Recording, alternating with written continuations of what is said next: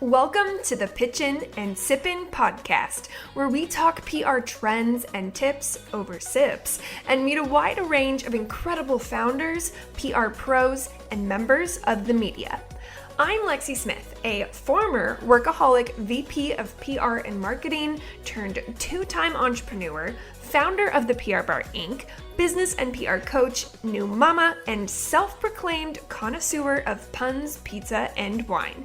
I'm a huge believer that knowledge is power and kindness never goes out of style. Think of this show as a way to uplevel your business and career over happy hour. Now let's get to pitchin' and sippin'.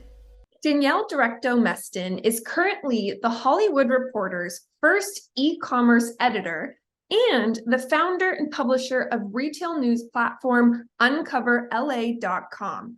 Over the past 18 years, she has covered local communities, fashion, and lifestyle for the LAist, Patch, Racked, Curbed, See, and other LA-based print and online publications, and her bylines have also appeared on Rolling Stone, MyDomaine, Where LA, and Pacific San Diego.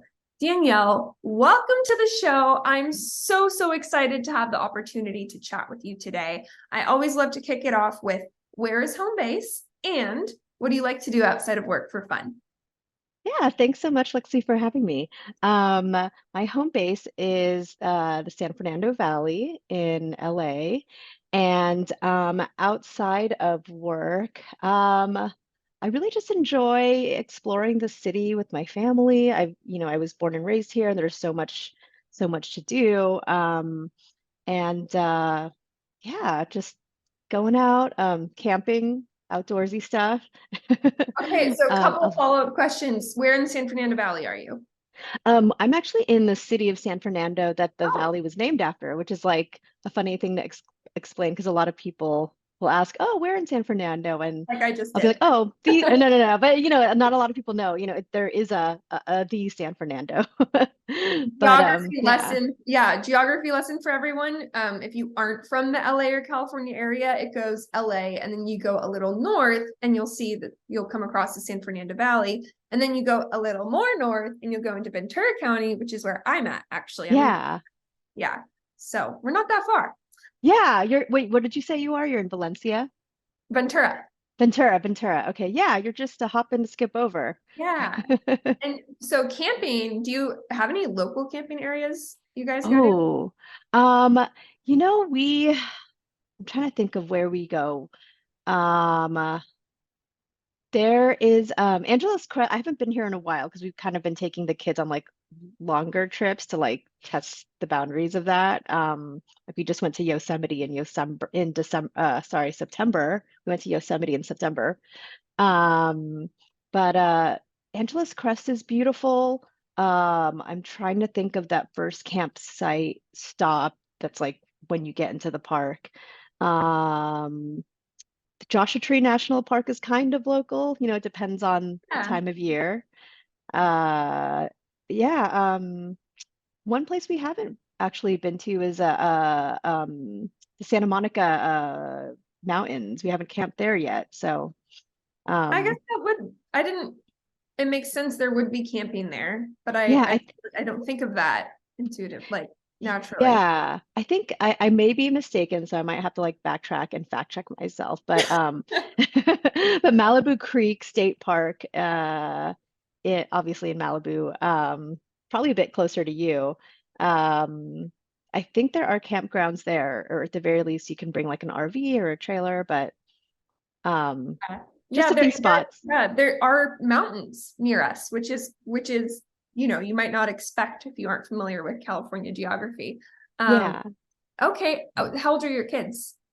5 and 7. 5 and 7. So Yeah. how did the Yosemite trip go? They are very outdoorsy kids. They kind of thrive just like being on their own, like kind of just release them into the wild. But they loved it. It was like a short trip, short enough. It was maybe 3 to 4 days.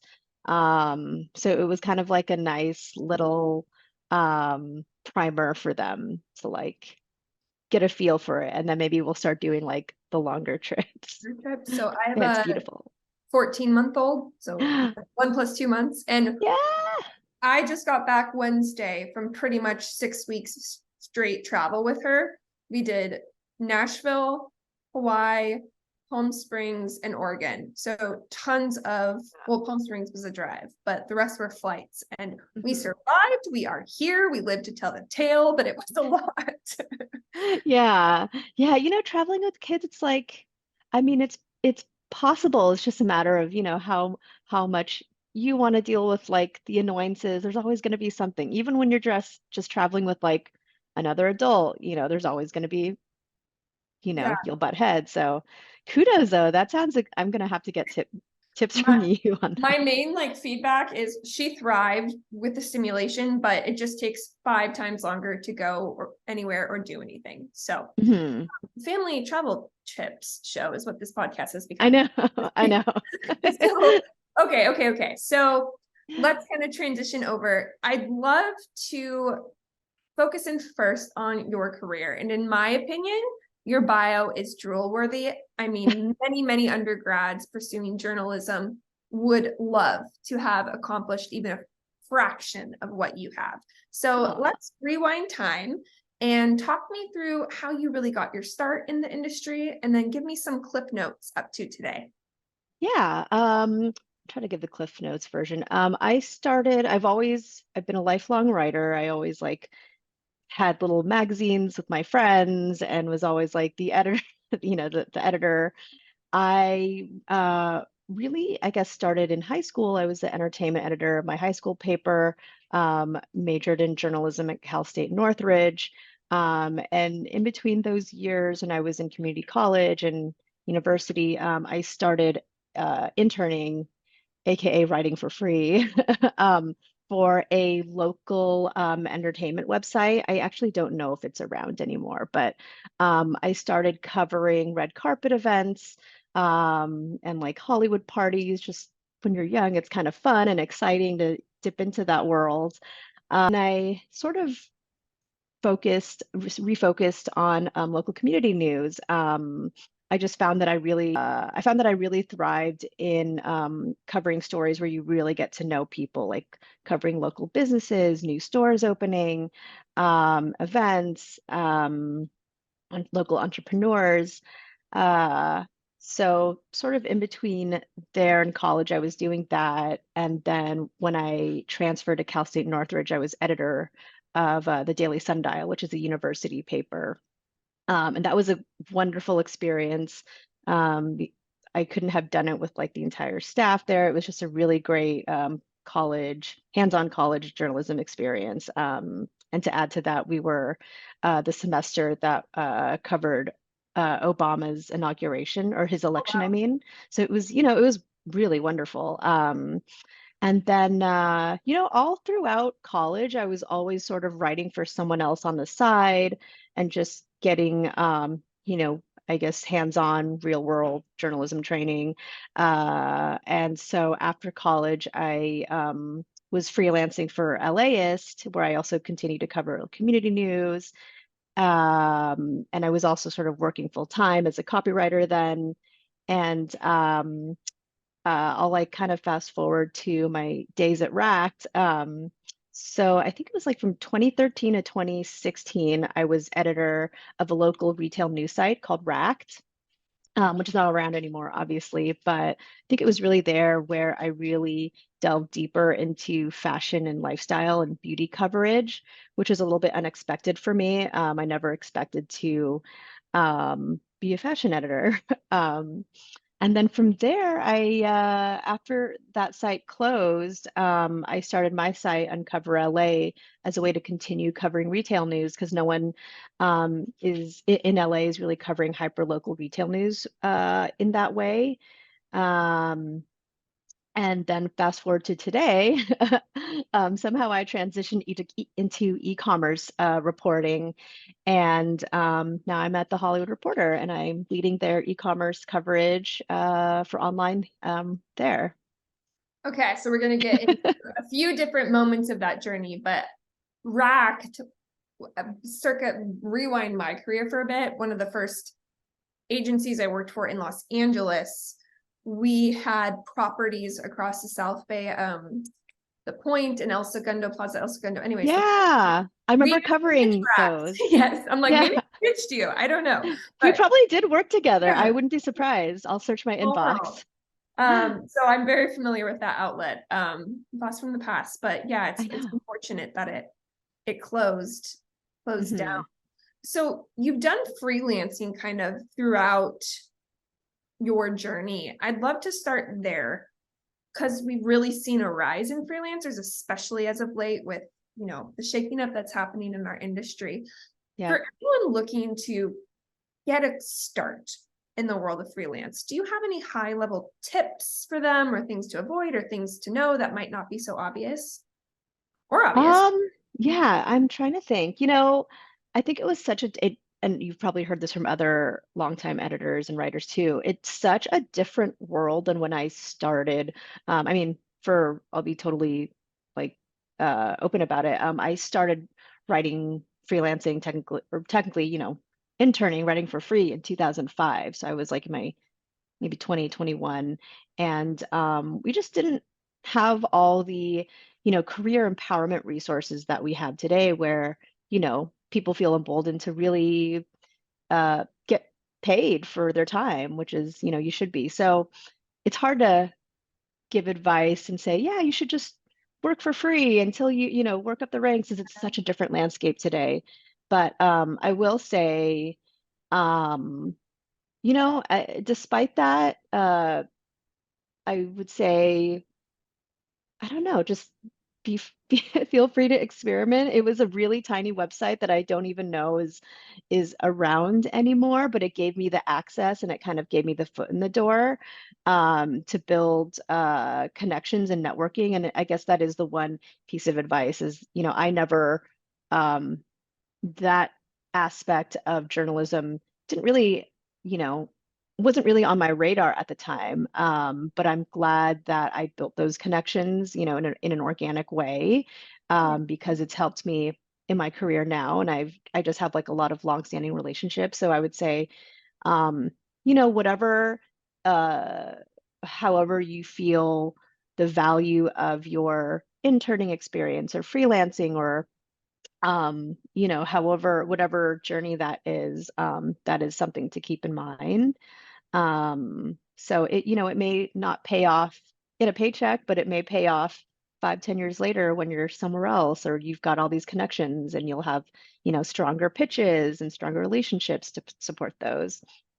If I think that that's, helps. yeah, a great thing to highlight because often on the entrepreneurial side or the PR side of things, think about the importance of networking with journalists.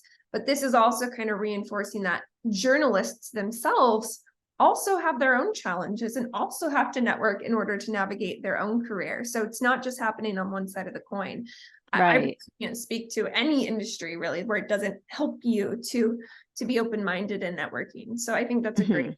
or I think that's a great reminder in life too. So, Yeah, to your point, I mean, I met a lot of other writers that helped me get other gigs.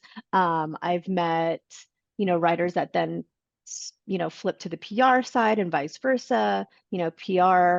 Um, PR people that then, switch to journalism. And I have so many, just really great people that I've met that that have become really great colleagues. And I guess the point is you just never know, you you never know, know. totally. So speaking of you never know, it sounds like, and as you were talking through your kind of Cliff Notes version, you're like, and then somehow I got to e-commerce. And let's kind of pin there for a second. You are the Hollywood Reporter's first ever in-house e-commerce writer. So that's a really big deal to be the first of a kind in such an iconic outlet. Mhm. How did that let's start with this actually. What does that even mean? What does an e-commerce writer at the Hollywood Reporter do? What does your job role look like? Yeah. Um, on a dated, I guess I should backtrack. So, because this will inform, the rest of the story. So in between all that freelancing, Hollywood Reporter was also one of the publications I was freelancing for. Um, And back then, it was shortly after Racked closed, and I was covering retail news, events, um, and yeah, just a little bit of everything. And so, um, just like a lot of other online and print publications, they had, some layoffs and budget cuts. And so um, I believe when they were acquired by Penske Media, they began doing more e-commerce coverage. And basically, for those who need a little like primer on e-commerce, at least for me, it's still very much editorial. I think a lot of people have the misunderstanding that it's advertorial because we do make commission when, for example, someone clicks on a link to purchase something in a story, let's say, um, the best dresses inspired by Hollywood stars or something like that. So we do get a commission. And so I think because of that, there's a little blurring of the lines that we never really actually learned in journalism school. Yeah. Like it was always keep church and state separate, let marketing and sales do their thing.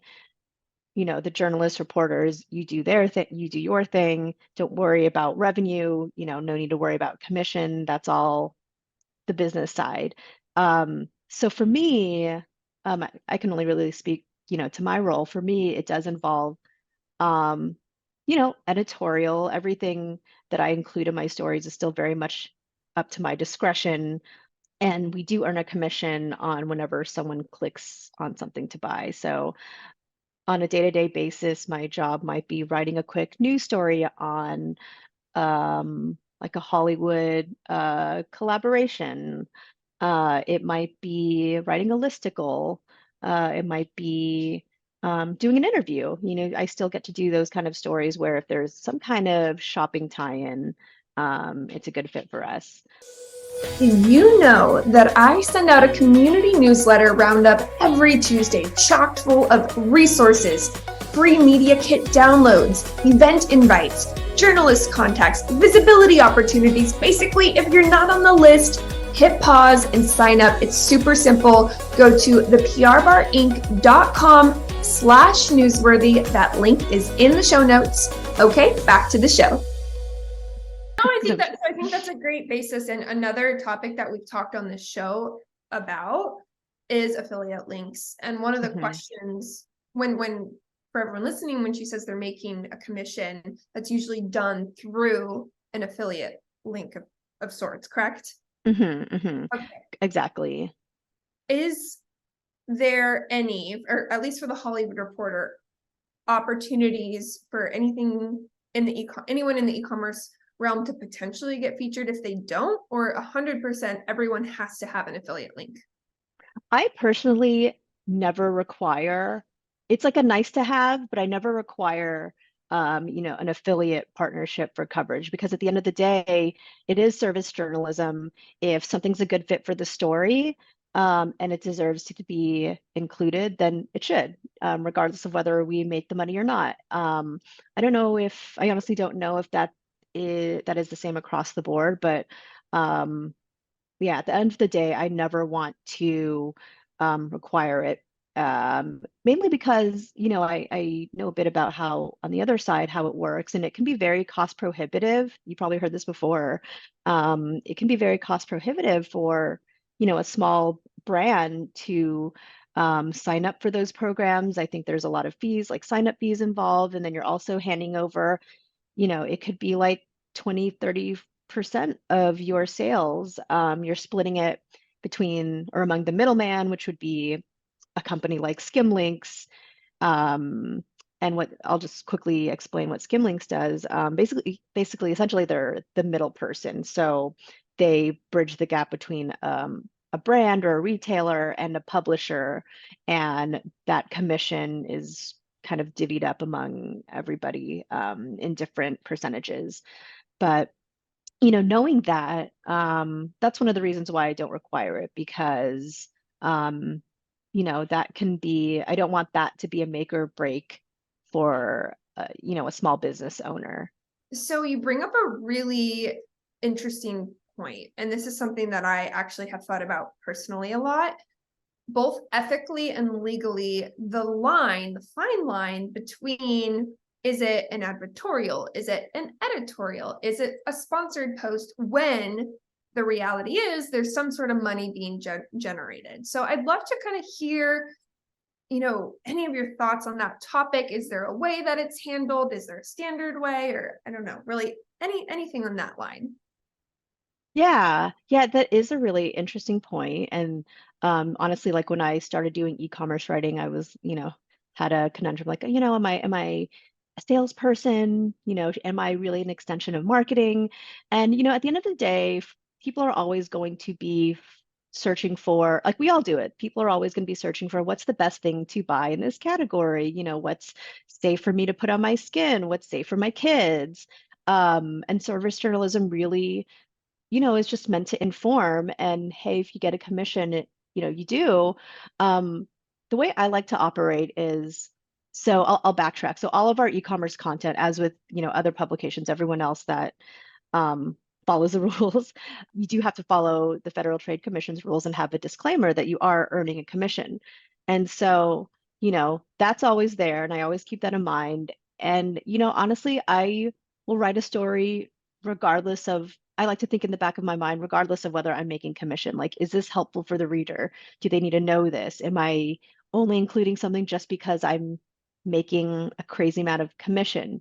If it checks some of those boxes, like, hey, this is a good product and we earn a good commission, it's fine. But I never try to prioritize one brand over the other. If at the end of the day, like we said before, if it's a fit for the story, and it's of service to the reader, then it should be in the story. The topic of like, is it advertorial or sponsored? I mean, the way we operate at Hollywood Reporter, we once in a blue moon, I'll do sponsored stories. We'll do sponsored stories, but they're always clearly labeled, and it's very different from, the way I would write a regular article. So there is a difference. No one ever, and I should, clarify, no one ever pays. I don't get paid. The publication doesn't get paid, at least like in an upfront fee. It's only commission. We don't get paid to include a specific product. I don't like to, there's no payola if that, yeah, at the end of the A pay day. for play, right? So Exactly, yeah. exactly. Honestly, if it's a fit for the story, then it should be in there. And commission, for me anyway, isn't necessarily always the top thing I'm considering. It's not the top requirement.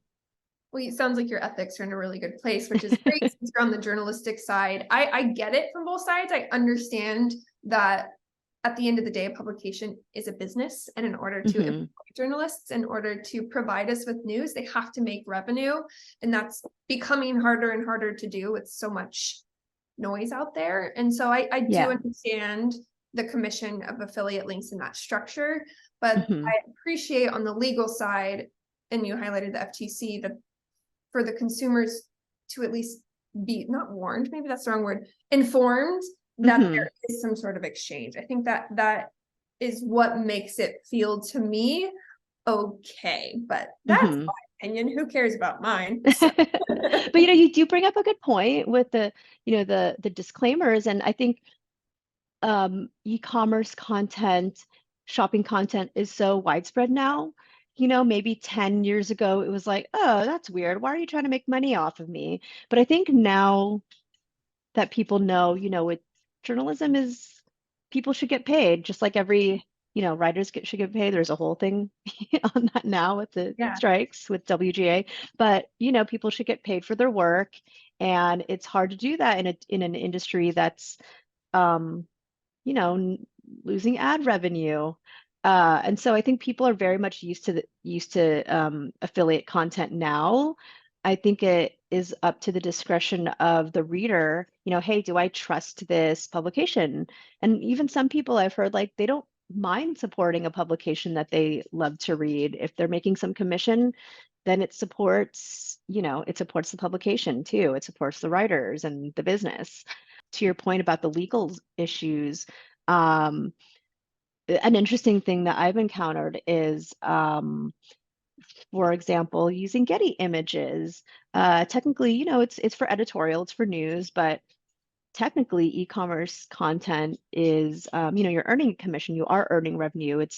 Uh, but is it technically commercial use or not? And that's a super interesting, you know, topic to explore. And I don't know. I know I need to have you. I'm like, oh, we're gonna do a 3-part series. No, I think there's so I'm not a much. lawyer. I I should know. I should preface that.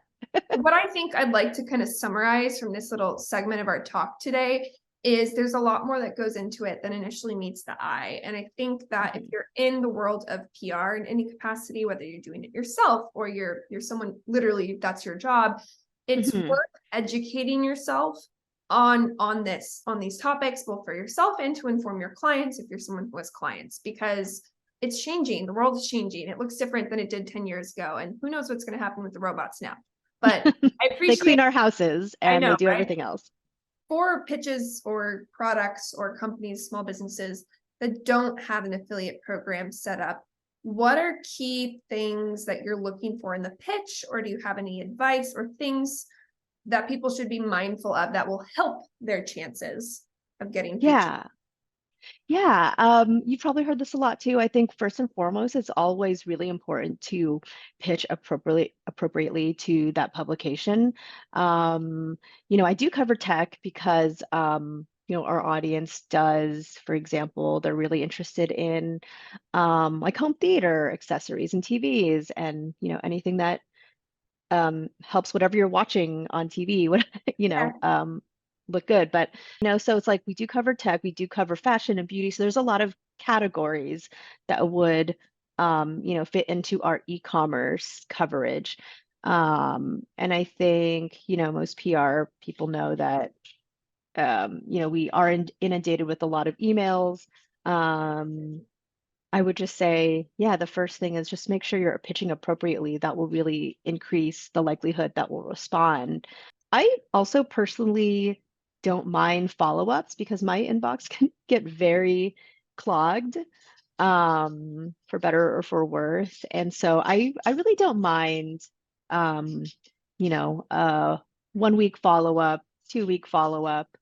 So depending on the relationship I have, I don't mind texts or phone calls. I don't prefer them. But if it's something that's very timely and like absolutely a good fit for the story, maybe I've already responded once, but didn't, respond to a second or third, email. I don't mind it, but I don't prefer it. And you've yeah, probably heard that a lot from other yeah. editors. It's funny because I mean, I'm on the other side of the coin, but anyone who texts me at this point in my life, especially with my daughter, I feel like there's like a week waiting period till I respond. But if you email me, I'm significantly faster. So my friends will go, should I just email you? Because you never respond to my texts. I'm sorry, Yeah. in mom box. I have a question kind of following up from that. Are you someone who likes when in a pitch you are given an angle idea to go with maybe a product, or do you just want to learn about the product and you're going to place it if it's a fit or not? I don't mind angle ideas. I don't mind story ideas. It certainly helps me. At the end of the day, we at least for me, I always try to avoid, writing a story straight from a pitch. But it doesn't hurt, it's helpful. Okay. Where do you go about getting your story ideas personally? I feel like inspiration can strike anywhere. I'm trying to think of like, um, I do still cover a fair amount of like fashion news, like Met Gala, and sometimes a story idea might come from there, trends of what people are wearing or affordable items that were spotted on the carpet. Um, and also like full disclosure, they also come from, like SEO driven topics. We do a fair amount of that, like listicles. So it can be evergreen stories ranging from like um the best TVs for watching movies, the best eyeliners, the best hair tools loved by Hollywood hairstylists. So it kind of runs the gamut. I think that is the beauty of my role is that it really does give me, um, a lot of uh, liberty to be creative and think of fun angles. Anything that's like Hollywood or movie or TV related can be really fun. Um, I always really love to write stories about like Star Wars gifts because there's like, I don't know, you can get really fun and creative writing those stories. But yeah, to answer your question, it kind of really spans across categories and, you know, genres, ideas. I wrote down too on my notes the SEO driven topic because I think that's also something that wasn't talked, well, depending on your age, about in journalism school. Certainly wasn't for me. That wasn't something that I really thought about, but I would imagine in a role like e-commerce is something you have to be really mindful of to drive eyeballs. Yeah, that is a really good point. I was in school, I was in college I was kind of a little bit on the late track. But I graduated in 2009, and even just then, we were learning about backpack journalism, how to be a photographer, um, photo editor, sound, person in one role, which it gave a lot of journalists a lot of freedom if you could really um, dive into that. Uh, but yeah, the one thing we didn't learn was SEO. We were the first, I mean, for reference, we were the first class to sign the university paper up for a Facebook, Yeah. account and Twitter. So there was a lot, it was exciting, but there was a lot of like unknowns. I mean, certainly if we knew then what we knew now about media literacy and fake news. Um, I mean, I imagine it's part of the curriculum now, but we wouldn't even have fathomed what the landscape would be like Oh, no today. kidding. Kaylee, Um, who's our producer, she graduated more recently. And from journalism. I'm gonna have to ask her after this recording, because I'm super curious. Because same for me. mhm, The jack of all trades yeah, big. yeah. And honestly, like SEO is just something I've learned um, along, throughout the years. And I think it's also like I kind of am really into analytics and like nerdy things like that. Uh, Even just as, an everyday person that Googles things or searches for things on the internet, like wondering, okay, how can I get someone to find my work? What are the things I would intuitively type in to find a story about, the best comfortable shoes or whatever. But a lot of that, honestly, just I have learned throughout the years working in online journalism. And I think that is, an interesting other facet of e-commerce is everyone's kind of competing for each other, against each other. And I think ultimately, at the end of the day, content will always be king or queen. People aren't stupid. They'll read a story and you can tell um, if something is just, a content farm story, which there's a time and a place for those kind of stories. But I know that you've had this conversation too with other editors about AI, and it just doesn't have a soul. I think a lot of people have also asked me, like, oh, why don't you use AI to assist in, writing? I mean, at the very least, it's great for outlines, but it really, I could never, I've done experiments and I would never publish something straight from the AI. I don't know, it just isn't there yet. And honestly, you kind of need a story needs soul and personality, and you really only get that with a human for now. I know, I know. I agree with you. This is such a relevant topic right now that's evolving so quickly. And there's parts that I can appreciate. It is helpful for brainstorming, but on the other side, I think a lot of people are realizing like there's a dangerous line we're walking here with Hmm. I always joke like robots taking over the world, but I Yeah, like to think that I at know. least from, yeah, a journalistic perspective, they can't replace, they can't be human. I think Right.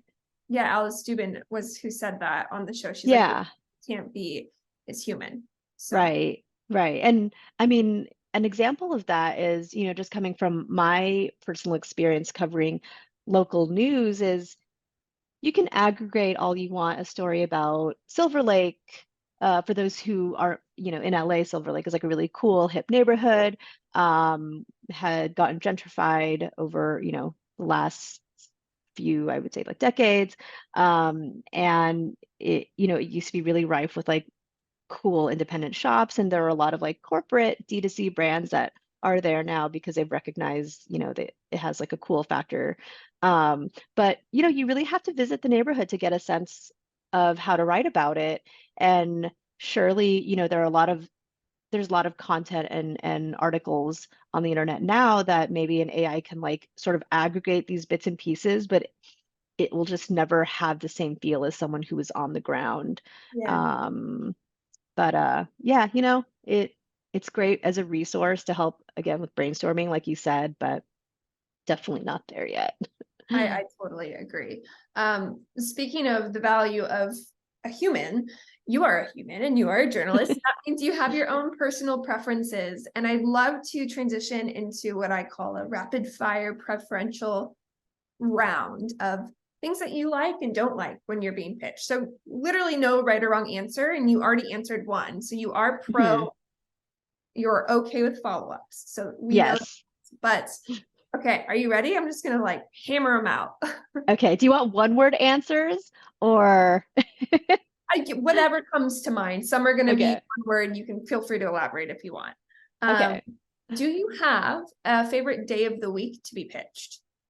Um, oh, that's a good question. Not really. I mean, if it's a good pitch, it's a good pitch. And I eventually get to the end of the day in my email. So Well, time of day. Is there a time of day someone should pitch or avoid? for me, it doesn't matter because I'm always catching up on everything. I think obviously, I think very timely pitches, and people do this. Very, very, very timely pitches are always in the morning. That's kind of like where I start my day. Is I'll check anything between the hours of like 7 a.m. to 10 a.m. here Pacific time. That's kind of how I gauge like, okay, this is a more timelier story. Um, I don't know if that helps. It does. I think it totally helps. So you said you prefer to be pitched on email. What about social media DMs? Yay or nay? Fine with it. Yay. Yay. Okay. Um, asset wise, I'm very curious, especially for e-commerce. Do press kits help? It does. They do.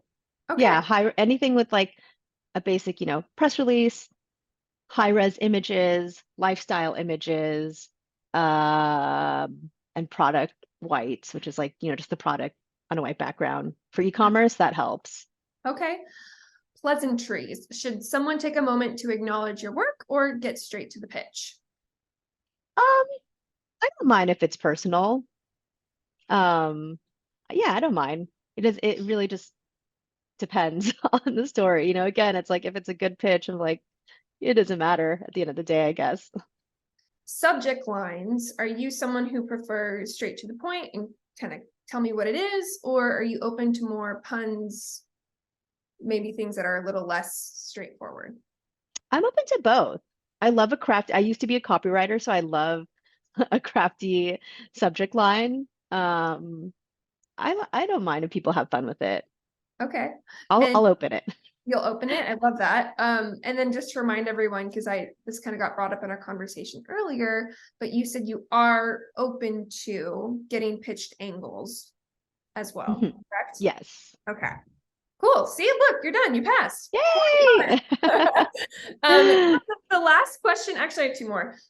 First and foremost, I want to make sure we have an opportunity for both the Hollywood Reporter and your own publication, Uncover LA. We're Mhm. recording this in June, so top of summer 2023. Looking ahead, is there any current topics or pitches that you would like to receive or would be helpful to receive from anyone listening? Yeah, honestly for THR, the usual seasonal schedule. Right now I'm working on summer and fall roundups. I think the beauty of online is if I have an idea today, I can write it up and publish it by the end of the day. Summer and fall fashion and lifestyle content, I would say for both. Uncover LA is a little bit more, local retail news focused. So that's kind of like anytime there's an opening, a store opening, restaurant, fitness, I'm always, my ear is always open. For Hollywood Reporter, I'm trying to think of other seasonal things that we've got going on. Obviously, anything that's tied to like the Emmys or award shows. The nice thing about our e-commerce is we can kind of fill in the gaps for style coverage because just like a lot of other publications, our staff is a little doesn't have as much bandwidth or isn't quite filled out as it was 5 years ago. Maybe that was like a whole other topic that I should have mentioned earlier. But yeah, just right now for looking ahead through the end of the year, I start doing gift guide coverage probably September, October. That's super cool. Yeah, or I start planning it. Yeah, I start planning gift guide coverage, but we'll probably start publishing those like early November. That's kind of the rest of the year in a nutshell. Super helpful. Thank you for being so Yeah. transparent about that. Yeah. We did talk a lot about Pitchin. So now I have to ask what we can find you sipping. So my favorite wrap-up question of the show, what is your favorite beverage, alcoholic or non-alcoholic, of course? Oh my gosh, I'm boring and I just like water. Not even Multiple guests say water on this show. Yeah. I mean, not even like LaCroix. It's too bubbly for me. I grew up like not drinking soda. So I'm not really into carbonation. I'm also not a huge drinker because I'm allergic to alcohol. So I do enjoy imbibing other things. I will say this, I do really like cans, CANN. I do really like their THC drinks. Oh, okay. Yeah. That's But new for the yeah, show. on a day-to-day, I'm just a water person, straight from the Not tap. tap water because you're in LA. That I Filtered tap water. I do have like a filter. Yeah. I'm from the Pacific Northwest, so I grew up with tap water, and then moved down here, and all water is created equally. Wait, what part of the Pacific Northwest did you? I'm from Portland, born and raised. Oh, okay. I have a cousin of mine is 15 minutes outside of Portland, and I have family in Seattle, just south of Seattle. So yeah, we're due for more Portland trips on the way back. We have good water up there, so if your water tour, head on north. I know. Okay, so if you guys learned anything today, it's probably that if you want good water, head up north. But no, I'm just Danielle, thank you so much for your time today. I truly, truly appreciate everything that you've shared. You were so transparent. And for everyone listening, where's the best place for people to connect with you? You can, for pitches, I guess since we're on that topic, pitches, I'm at DDIRECTO@THR.com. That's for Hollywood Reporter pitches. For Uncover LA, I'm Danielle at uncoverla.com. I'm somewhat active on Instagram, but I'm open to DMs, as I mentioned. My handle there is at Danielle D.Meston. And I'll hold my phone number for the private. Probably a good idea. No, you were already very generous with your emails. So guys, respect her inbox. Reach out to her on Instagram. Tell her how awesome she was on the show. Give her a big thank you. And thank you so much for joining us on the Pitchin and Sippin podcast. Hey guys, if you are enjoying the Pitchin and Sippin podcast, please do me a huge favor and leave a review wherever you are listening. If you want to connect with me to learn more about the PR Bar Inc., you can do so on Instagram at @thePRBar_Inc., or you can check out my website at theprbarinc.com. Cheers!